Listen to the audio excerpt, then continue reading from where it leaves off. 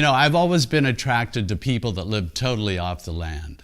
So in the beginning of my career, I traveled around to tribal communities, and I carried this little studio in a backpack, and I would set up my lights, and I started doing portraits of indigenous people. The thing I was immediately attracted to was their simple lifestyle and their natural, unvarnished beauty. However, it wasn't long before I overcame my romantic vision of their lives and began to realize the many problems that affected their day-to-day existence. I began using individual portraits and stories to illustrate various human rights abuses faced by people in the developing world. After spending several years documenting these issues, I began to understand that one of the most universal human rights abuses was the discrimination and oppression of women and girls.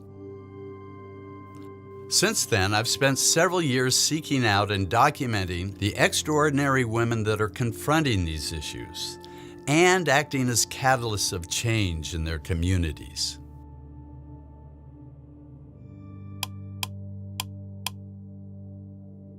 In the fall of 2004, I traveled to Ethiopia to meet one of these heroic women. Living in one of the harshest places in the world, the Afar are one of the poorest ethnic groups in Ethiopia. 1 in 3 children will die before the age of 5, and only 2% of the population can read and write. For centuries, the Afar have practiced female genital cutting. Girls are cut in groups of 20 by the age of 12, in a ceremony attended only by women. Although it's an important rite of passage in Afar culture, it often results in serious health problems and lasting emotional trauma. In the fall of 2004, I traveled to the Afar territory to visit a community that was attempting to put an end to this harmful practice. When I arrived, I met Abai, a 28-year-old humanitarian worker. She offered to take me to a group of women who were shaping community decisions for the very first time. During our long and dusty ride through the desert, Abai told me her story. It was then I began to realize that she was the heart of the changes in her community.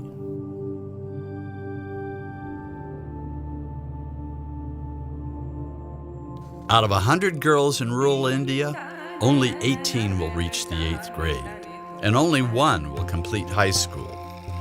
Uneducated girls risk a higher rate of maternal and child mortality.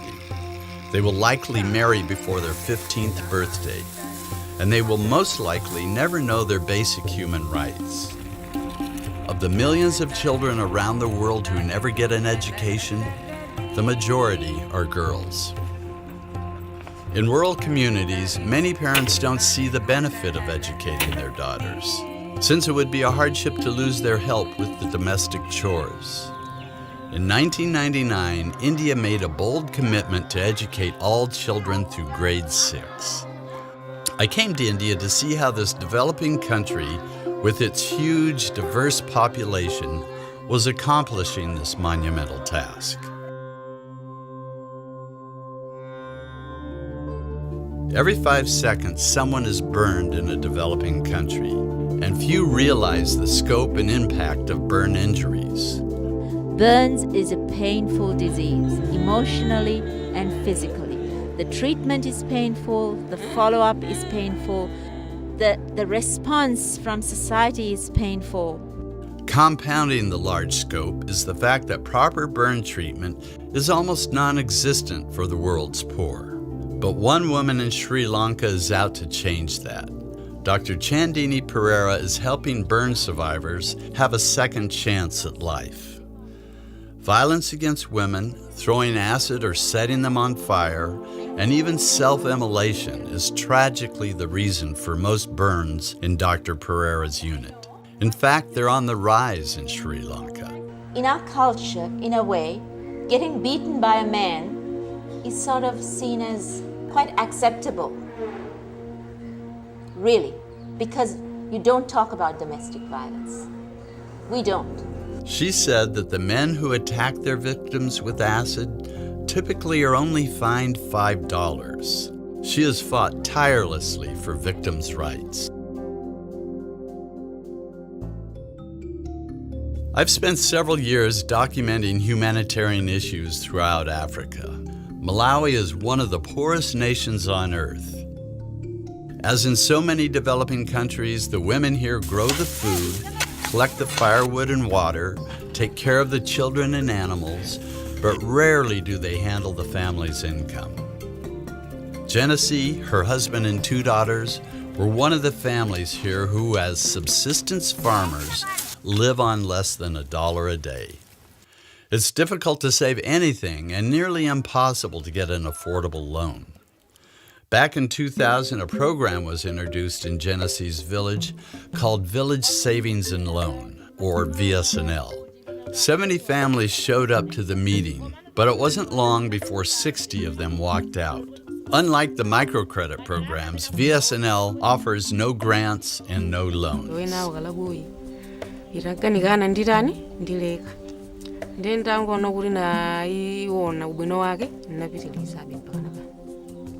Genesee was very skeptical and even discouraged her friends from joining VSNL. When Genesee saw what was happening with her friends who had started the program, she had a change of heart and decided to join. She committed to saving 5 cents a week. She stuck with it, and today, 5 years later, the results I saw were almost unbelievable.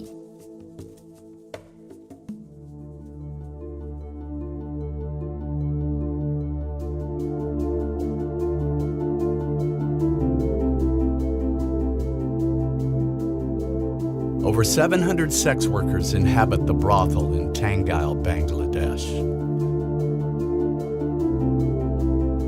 Many were sold into sexual slavery before their 14th birthday, often by someone they trusted.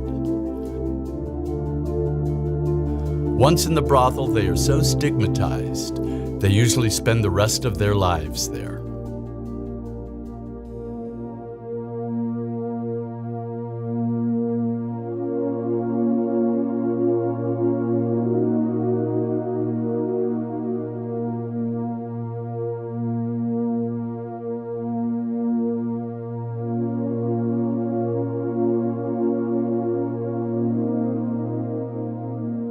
Akai was 13 when her aunt sold her to a madam in the Tangail brothel.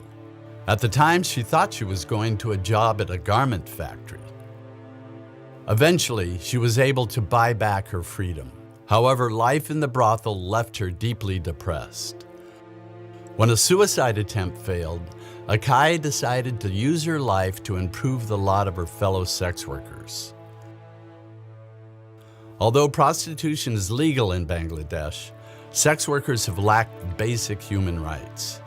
They were not allowed to open bank accounts, go to health clinics, have a proper burial, or send their children to school. They were routinely beat up when they demanded that their clients use a condom. Since women over 30 are considered to be sexually undesirable and so stigmatized that they can't leave, they typically end up doing domestic work within the brothel to survive.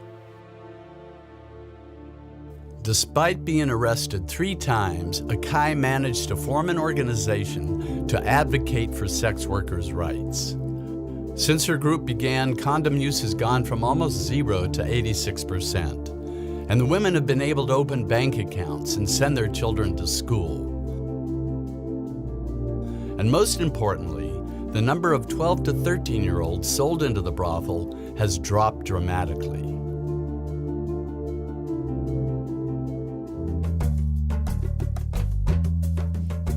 Back in Malawi, 8 years after the very first VSNL was started in Genesee's village, 25 groups have started on their own without depending on any outside support.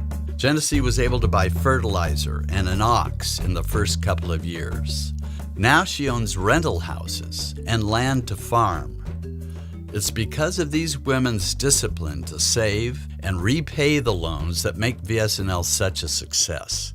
And it's women's tendencies to invest in their families that make VSNL so effective in fighting poverty.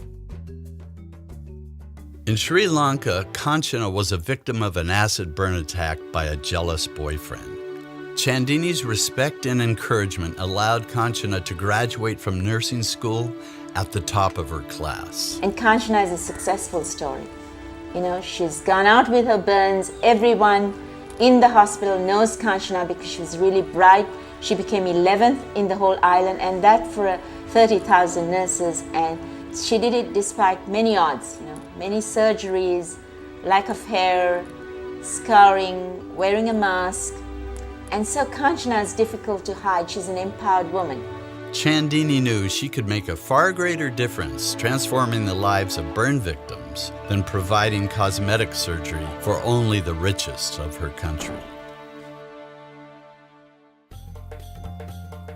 Humanitarian organizations are supporting India's historic commitment to education with a unique program called Udaan. Udaan was especially developed to reach older girls who missed out on an education. Pinky was a graduate from the very first Udaan class and is now in college and has her own apartment. This level of independence for a young single woman is extremely rare in her town. Today, the educational landscape across rural India is changing, and Udaan graduates serve as shining examples to those in their villages who weren't quite sure why a girl needed an education. Finally, back in Ethiopia, when Abai turned 8, her mother announced it was time for her circumcision ceremony. Much to everyone's surprise, Abai said no.